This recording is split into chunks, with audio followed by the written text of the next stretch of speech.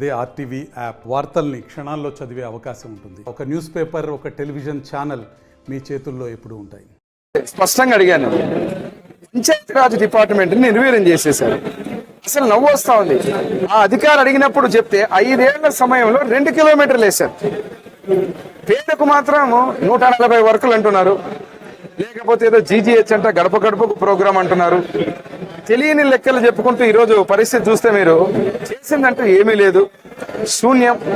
రోడ్లు మాత్రం మేము వేసామనుకోవడం, ఆ లెక్కల తప్పుల తడకగా కనీసం వాళ్ళ సమాధానం చెప్పలేని స్థితిలో అసలు ఆ డిపార్ట్మెంట్కి డబ్బులు కాదు కదా. ఈరోజు చూస్తే అన్ని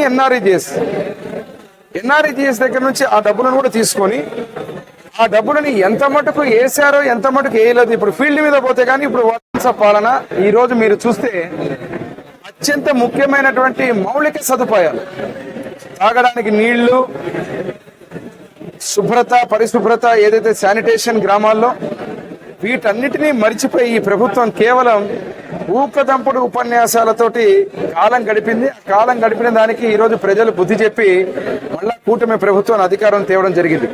ఎంత నవ్వు వస్తా ఉందంటే ఈరోజు చూస్తున్నారు మీరు, కేంద్ర ప్రభుత్వం ఇచ్చినటువంటి జలజీవన మిషన్ ఏదైతే ఉన్నాయో అటువంటి పథకాలన్నింటినీ, తాగడానికి నీళ్లకి ఈరోజు మొత్తం ప్రతి గ్రామంలో కటకట అని చెప్పి ఇబ్బందులు పడతా ఉంటే కనీసం ఆ పనులను చేసిన పాపాన పోలేదు. ఎక్కడ ఏ గ్రామానికి పోయినా ఒక చుక్క నీరు లేదు, ఒక ప్లానింగ్ లేదు. కనీసం ఆ నీళ్ళని ఎల్ఎల్సి ద్వారా తప్ప, అదే రకంగా ఇక్కడ సోర్స్ ద్వారా నీళ్ళని ఈరోజు ఏదైతే ఈ జలజీవన్ మిషన్ ద్వారా మనం చేయాల్సినటువంటి వర్కులని కనీసం ఒక ఆలోచన లేకుండా అన్ని కూడా నిలిపివేసి కేవలం డబ్బులు దండుకోవడానికి ఇష్టం వచ్చినట్టు ఆ డబ్బులు చూస్తున్నారు మీరు. అసలు దేనికి పోయినాయి, దేనికి ఉన్నాయో అసలు సంబంధం లేని పరిస్థితులు ఇష్టం వచ్చినట్టు అధికారులను అడుగుతుంటే నీళ్లు నమ్మడం తప్ప సమాధానం చెప్పలేని స్థితిలో ఉన్నారు. కాబట్టి వీటన్నింటి గాడిలో పెడతాం.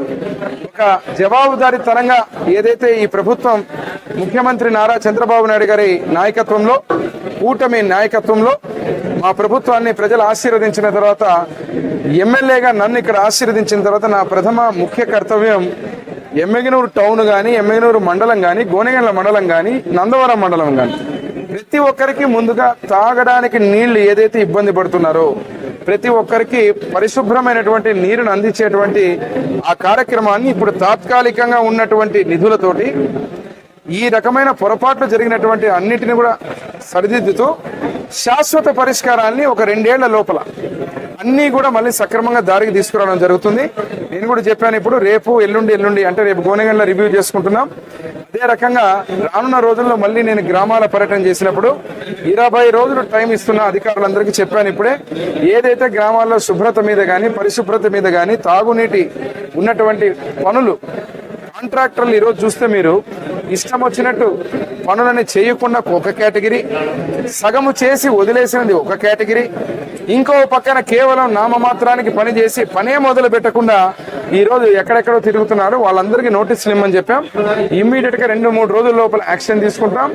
లేదంటే వాళ్ళని వెంటనే వేరే వాళ్ళని ఏర్పాటు చేసి మళ్ళా రీటెండర్ పిలిచి ఆ పనులన్నీ ముందుకు తీసుకుపోతామని చెప్పడం జరిగింది.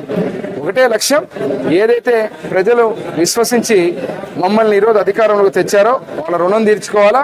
అదే విధంగా ఇక్కడ ఉన్నటువంటి ప్రజలకు మరిన్ని వీడియోస్ కోసం ఛానల్ ని సబ్స్క్రైబ్ చేయండి. లేటెస్ట్ అప్డేట్స్ కోసం వాట్సాప్ ఛానల్ ని ఫాలో చేయండి. అండ్ లింక్ డిస్క్రిప్షన్ లో ఉంది.